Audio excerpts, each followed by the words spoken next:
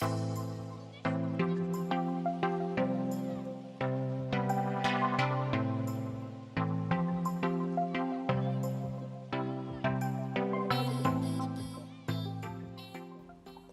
crois qu'il y a deux dynamiques à l'œuvre sur le marché qui expliquent cet accroissement.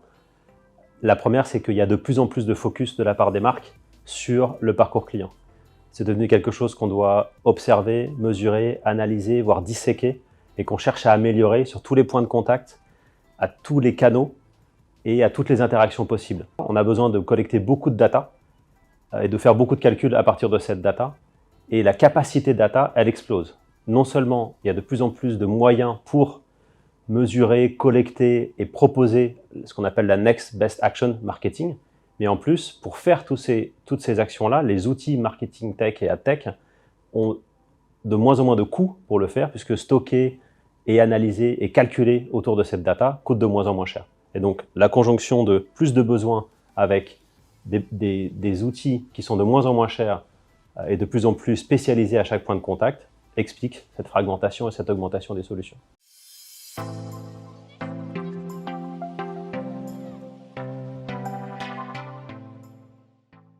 Le sujet de la privacy, il n'est pas nouveau. Ça fait des années que tout le monde se préoccupe de ça. Ça fait des années qu'on dit qu'on devrait aller vers un marketing de permission. Le livre de Seth Godin, Permission Marketing, il date de 2000. Donc ça fait plus de 20 ans qu'on parle de ça. Mais c'est vrai que les consciences se sont un peu éveillées. La régulation, la législation est arrivée. Et du coup, la législation arrivant, c'est devenu un phénomène de masse. Et de plus en plus de gens aujourd'hui sont sensibles à ces aspects de respect de la vie privée.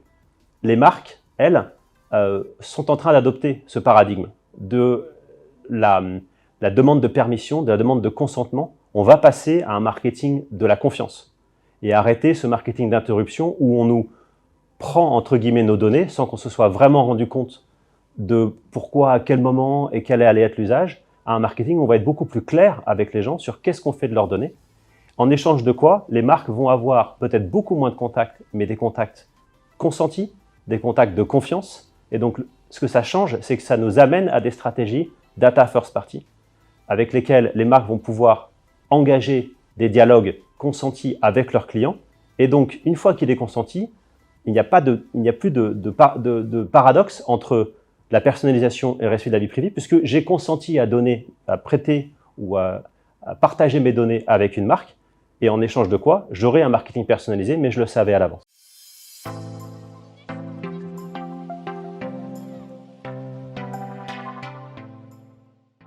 Il y a deux points majeurs à noter sur l'IA. Le premier, c'est que on est déjà dans un monde où on confie nos décisions à des algorithmes. On choisit son itinéraire avec Waze, on choisit sa prochaine série avec Netflix, on choisit son prochain investissement avec les nouvelles apps de néobanking qui vous proposent des choses. Donc on est dans un monde où, sans qu'on s'en rende compte, ou peut-être une partie éclairée de la population s'en rend compte, on vit dans les algorithmes et ils nous servent plutôt, et on est plutôt d'accord avec ça. Le deuxième mouvement, c'est que, par effet de masse, on est de plus en plus en confiance vis-à-vis de ces algorithmes par rapport à des décisions humaines. Il y a une étude de l'Université de Géorgie qui est sortie récemment, qui recense plusieurs tests qui ont été réalisés, qui montrent que les gens font plus confiance à l'intelligence artificielle qu'aux algorithmes. Plus le problème est complexe, plus cette confiance grandit. Et donc, ce qu'on voit, nous, dans les algorithmes et les différents projets que l'on peut mener chez Econsi, c'est que ces technologies-là, elles servent effectivement les outils marketing. Elles sont absolument nécessaires parce que seule l'IA peut calculer la meilleure décision et elles sont forcément liées quand même à une interaction humaine, une analyse humaine à la fin du process, puisque une intelligence artificielle ne fait qu'apprendre et modéliser par rapport à son apprentissage précédent. Il y a un travail de vulgarisation, c'est évident. Tout le monde n'est pas statisticien, tout le monde n'est pas mathématicien, et donc on n'arrivera pas et on ne doit pas former tous les directeurs marketing à l'algorithmie et à la programmation sous Python. Après, dans beaucoup de cas, les machines algorithmiques qui proposent dans les solutions type CDP ont besoin d'une intervention humaine et elles ne font que proposer un choix. Et ça, c'est très très important au marketing.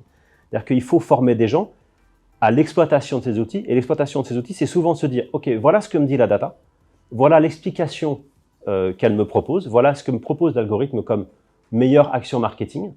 Et moi, être humain qui ait de l'expérience et qui souhaite ou pas tester cette solution proposée par l'IA, je vais choisir ou pas de suivre les recommandations d'algorithme.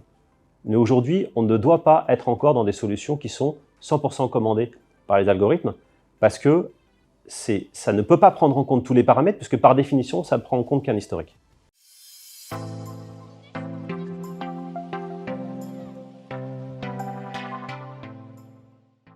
Je crois que la meilleure manière de concevoir un écosystème, c'est de ne pas raisonner écosystème. Il faut raisonner par cas d'usage.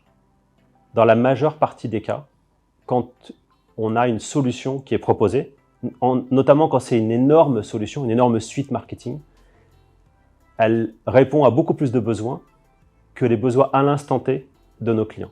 Et nous, ce qu'ils nous disent, quand on creuse le besoin, c'est qu'on arrive à 1, 2, 3, 4, 5 cas d'usage prioritaires sur lesquels il faut se concentrer. Si vous avez aujourd'hui un business omnicanal qui fonctionne bien, avec des canaux qui se parlent les uns les autres, avec de la data qui transite d'un canal à l'autre, vous avez peut-être besoin de faire un peu plus de personnalisation sur le canal digital. Ça ne nécessite pas, en général, d'acheter une nouvelle solution qui va remplacer tous vos systèmes. Et donc, avant de parler d'écosystème, nous, on raisonne toujours en cas d'usage. De quoi vous avez besoin? Qu'est-ce que ça va produire? Quel est le ROI de tel ou tel cas? Et est-ce que vos systèmes peuvent le faire? S'ils ne peuvent pas le faire, est-ce qu'une solution unique pour ce cas d'usage-là peut remplir votre besoin? Et si ce n'est pas le cas, là, on finit par s'interroger sur un remplacement de plusieurs systèmes. Je ne dis pas qu'il n'y a pas de moment où on doit remplacer ces legacy systems par des grandes solutions qui vont servir à tout, mais souvent, on commence par des solutions parcellaires parce que ce n'est pas tellement plus cher à condition qu'on puisse en démontrer le ROI cas d'usage par cas d'usage.